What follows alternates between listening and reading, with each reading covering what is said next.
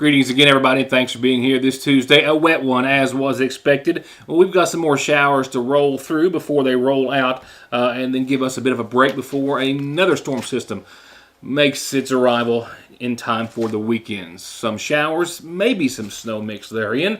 Temperatures floating between anywhere from, say, 65 tomorrow to the low 40s for daytime highs, and then a bit of a back and forth on both sides of that. So an updated forecast, of course, much needed in a few moments. And we'll also take a look at just a brief summary real quickly of 2022 and how we ranked up as far as temperature and precipitation in the form of rainfall and snowfall. Some interesting data to pass along, some data as for COVID and where it was the last week or last few days of 2022 in the Commonwealth, and a host of other news and information, high school basketball scores, a local governmental audit released to us today, of which we're still going over, but I'll have some information on in a few moments, as well as high school basketball scores and stats in a few seconds. As for our first few items of business thereafter, still, sorry, a boil water advisory. No one's enjoying it. This one prolonged largely because of the deep freeze, then the holidays, and the testing period and cycle. And testing has been done. The Sagersville Water Works is still just awaiting those test results. But as of airtime just a few moments ago, we had not received word that they were back. So a boil water advisory is still in effect for Sagersville and McGoffin County water customers until further notice. I hope to have some good news on that front for you tomorrow. Should it come anytime this evening or during the overnight, we'll be sure to get that out to you as soon as possible. Most certainly our restaurants and other folks who have fountain drinks and the sort, because cooking and getting drinks out with the boil water advisory, as everyone knows, is a real obstacle. Just another announcement. I had this for yesterday. I may have made it. I really just don't know.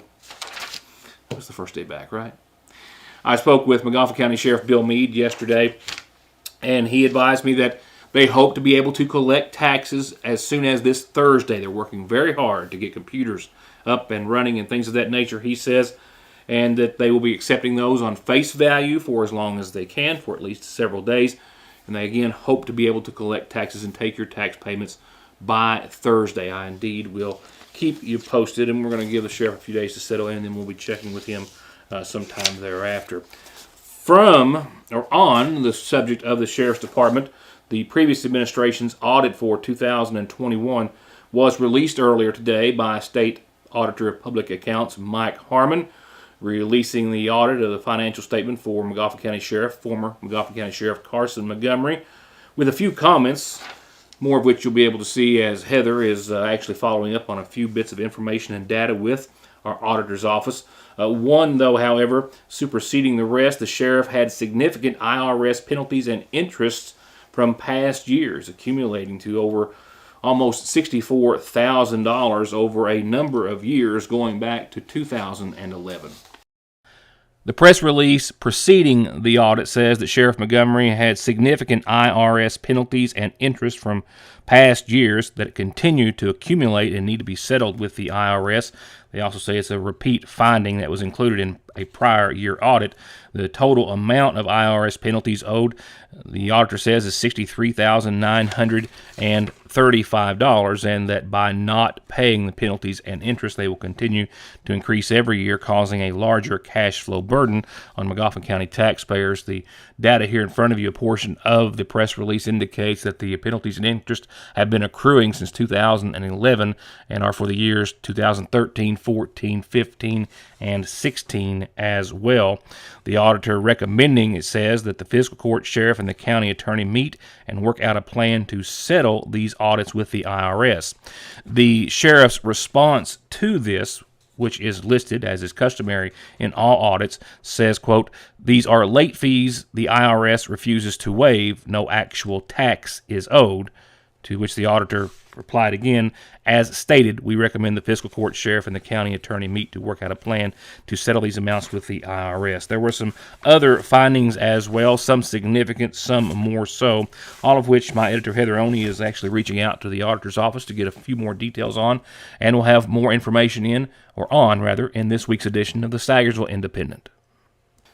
In other news, it's statewide, but it's local. It's going to affect all of us, and I think we're really going to start to notice it perhaps even sooner than later, just depending on, well, where you spend your money.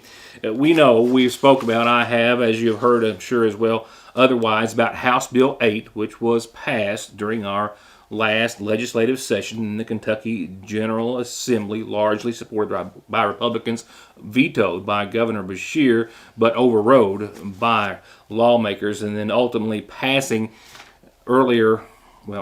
last year, taking effect officially as of January the 1st, House Bill 8, which is now expanding the sales tax, or 6% sales tax, to a long laundry list of services for the Commonwealth. Now, this is an effort to ultimately do away with the state's income tax, which has been 5% and is now, set to drop to 4.5% with an initial 0.5% cut. Lawmakers have intentions, they say, on maybe using steps of a continued 0.5% to ultimately do away with the state's income tax, but replacing that revenue, if you will, with the 6% sales tax on a variety of services: valet parking, parking structures, parking lots, tattooing, piercing, body modifications that aren't necessary medically, personal trainers and fitness, photography and photo finishing, marketing, telemarketing, website design and development, web hosting, bodyguard services, residential and non-residential security system monitoring services. You'll now be taxed on those. Private investigation services, rental space, if you're having a wedding, convention, short-term businesses, meetings, entertainment venues, and the like, they will all be charging sales tax now to the tune of 6%. Social event planning and coordination, leisure, recreational, and athletic instructional services, recreational camp tuition and fees, massage services, cosmetic surgery, interior decorating and design, household moving, labor and services to repair and maintain commercial refrigeration equipment and systems, labor to repair or alter apparel, footwear, watches, jewelry, and a long list of other things, which now all fall under that 6% sales tax as of the first day of this year. How did COVID stack up the last week of 2022? I've got that data next. I'm Bill Tinker. I've spent the past 19 years defending insurance companies in car crashes, truck crashes, and slip and falls. Are you involved in a case like that? Is the insurance company giving you the runaround about your medical bills, your benefits, or your lost wages? Contact me at McFarland Tinker Law Office. With our combined experience of over 58 years, we're here ready to work for you. Just like you can count on the fact that Christmas has come and gone, so too will the after-Christmas sale at the seasonal shop. This might actually be the best time of the year when everything in the shop is 50% off. At least 50% off on everything Christmas inside the store, and other great bargains and specials posted practically every day. Didn't get everything on your Christmas list? Maybe need a late gift? Maybe want to get a head start on your decorating for next year? They're all perfect reasons to stop by now, as soon as you can. The Seasonal Shop in downtown Sagersville. Their annual Christmas sale is one of the biggest of the year. 50% off everything Christmas inside the shop until it's gone. The reassurance of getting your medications and over-the-counter needs at Sagersville's oldest and most trusted pharmacy. The convenience of curbside pickup and call-ahead service. And the fact that you can walk in, order to go, or sit down and get gourmet quality hot fudge brownies, nachos, shakes, coffees, hot dogs with homemade sauce, desserts, and more makes it more than your hometown Good Neighbor Pharmacy. It's a destination in downtown Sagersville, Fraser's Prater Drugstore. It doesn't get any sweeter than that. Ratliff & Ratliff Family Dentistry, locally and family-owned since 1969, is now proudly providing treatment for headaches, jaw and muscle pain. They offer trigger point therapy along with Botox to effectively treat and reduce symptoms of TMJ pain. And Dr. Beth Ann, member of the American Academy of Facial Aesthetics, also offers Botox therapy and dermal fillers for all of your cosmetic needs. Call 349-2812 to schedule an appointment and allow their highly trained and friendly staff to take care of all your dental and cosmetic needs.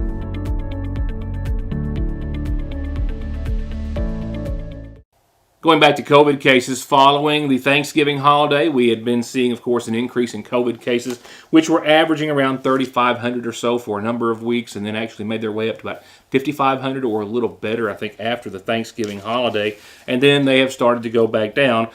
However, with the most recent holiday of New Year's just now being over, we'll have to wait and see if that will lead to another spike. As of last week, however, just under 4,000 new cases of COVID reported in the Commonwealth.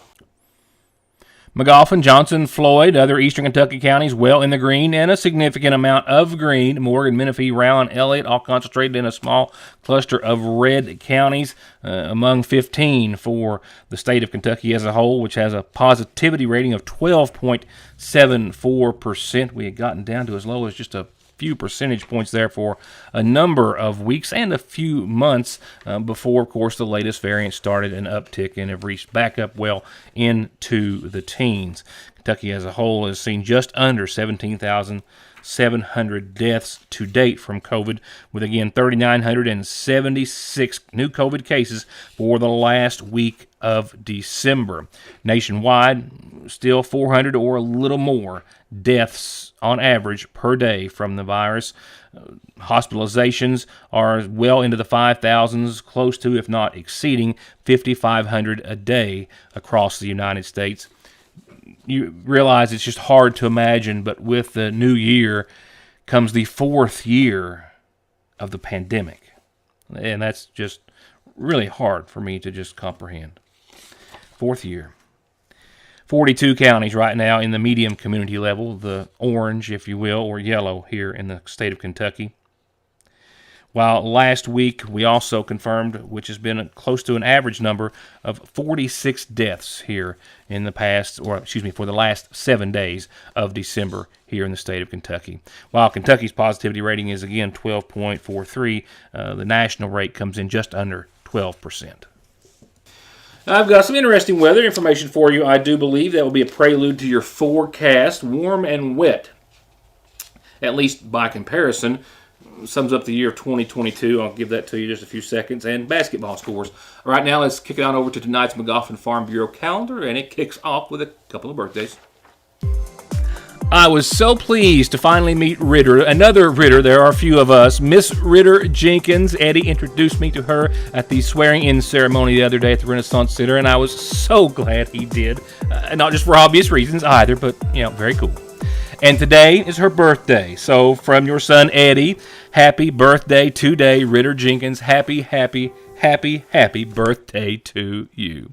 I've got one more for you, and this one comes from Treva and the girls and everyone out at the Sheriff's Department as well. Wayne Howard, happy birthday to you, sir. Happy birthday. Wishes going out to Wayne Howard tonight. Treva and the girls and everyone else down at the McGoffin County Sheriff's Department wanted to chime in on that as well. Happy birthday to you, Wayne, and Ritter as well. Happy birthday to you both. Well, going on to announcements, I've got an important one beginning from, first of all, from Water into Wine, food pantry over at the Lakefront, Church of God. They have a Commodity Day tomorrow. That's the first one of the new year. That's right. Commodity Day tomorrow, 9 to 11:30. The next one will be Wednesday the 18th. That's their regular Commodity Days. And then Senior Commodity Day for this January has been set for Thursday the 19th. And they are pleading with everyone to make sure you get your recertification done. Either call 349-6301 or come by the church office. All they need is your address, phone number, the names in your households and birthdays, income and source of income to get everyone recertified and just keep right on going into the new year. But their first regular Commodity Day, remember, is tomorrow. The boil water advisory, as I referred to earlier, I still don't have an update for you, so it is still in effect for all Sagersville and McGoffin County water customers due to the reasons and the breaks that we had, of course, during the cold snap and a few other factors. As soon as I hear otherwise, I will be so glad to let you know. And I will be so glad to have your announcements, birthdays and anniversaries, and important things for your church, group, club, nonprofit, organization, what have you, that you need everyone to know about here on my community calendar. Doesn't cost anything. You just got to tell me so I can tell everyone about it. And please remember, we love to put birthdays, birth announcements, and anniversaries in the newspaper, and we put them there for free too, but you just need to send those somewhere else. I've got all I can handle, right? It's Heather at SagersvilleIndependent.com, and she indeed will take care of them.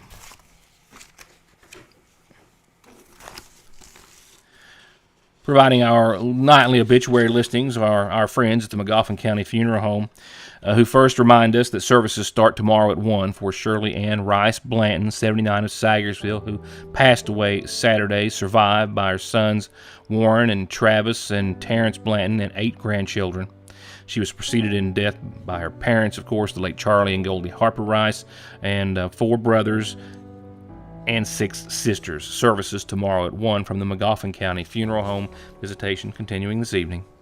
And services for 46-year-old Nathan Dean Payton of Grassy Creek in West Liberty will be held this Friday starting at 2 from the McGoffin County Funeral Home Chapel. Friends can visit the funeral home starting Friday at noon for visitation just prior to services. The son of the late Billy Ray and Cleta Mae Perry Payton, he survived by a brother, Basil Ray, and a nephew, Dalton Basil Ray Payton of Sagersville.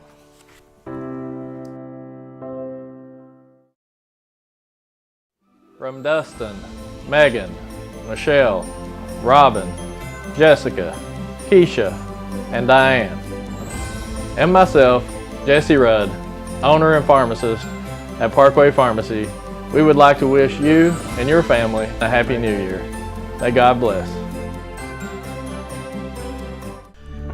Banking from home or on the go has never been easier and will forever be an important and necessary part of life. And Sagersville National has been and will always be at the forefront of meeting and exceeding your financial needs and giving you the safest and most worry-free online and mobile banking so you can worry about the important things, like what's for dinner. They're there when you need them at the main and branch locations of the Sagersville National Bank.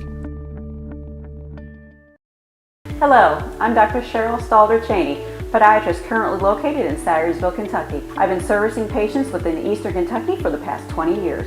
Our feet are the foundation for everything we do, and whether you're suffering from fractures or injuries, need custom orthotics, diabetic foot care, sports medicine, heel pain, wound care, or anything else foot related, relief is just one step away. Welcome to Hope Family Podiatry Center, where we take care of all of your podiatric needs. Located on the Parkway next to Hope Pediatrics. Don't let Mother Nature be the one to remind you about your tires. Stop by Conley Tire and let them make sure that you're safe in getting from A to B. Tires, wheels, oil changes, brake repair, and maintenance. And be sure to click on ConleyTire.net for all the latest offers with 6 months no interest payments at Conley Tire or ConleyTire.net. At Golden Law Office, our attorneys previously represented the nation's largest insurance and trucking companies, handling cases involving serious personal injury and death. We know their strategies, how they will defend the case, and what factors drive large settlements. The attorneys at Golden Law Office can use this inside knowledge to ensure your case is handled effectively and aggressively. Hiring Golden Law Office provides you with a strategic advantage. Call Golden Law Office today. Need a little financial boost this time of year? Then stop by the new Sagersville Loan Company at the branch location of the Sagersville National Bank. They've got short-term loans, often in less than an hour, literally from $50,000 to $15,000. Stop in or give them a call at 349-3148. And Happy New Year from the new Sagersville Loan Company.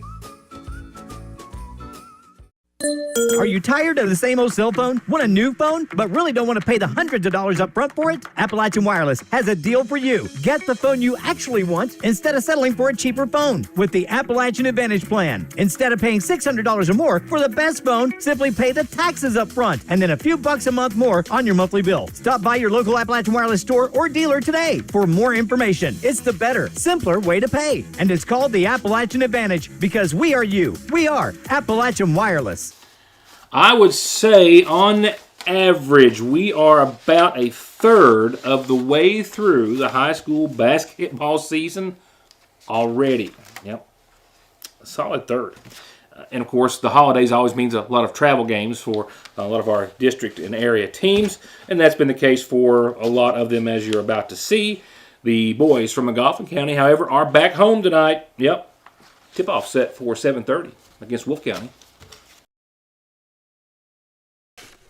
And you're going to have to forgive me. I realize my time is not going to allow me to go through the entire list. I had everyone caught up for Paintsville and Johnson Central and Lawrence County and Armagoff County Hornets, but I'll just have to do that tomorrow evening. The boys are hosting Wolfe County tonight. The girls are actually off until later on this week. I think Friday or Saturday, a road game at Martin County. So I'll get you caught up on that tomorrow. My apologies.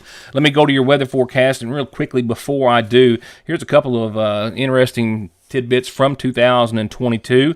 Warmer and wetter as a general statement.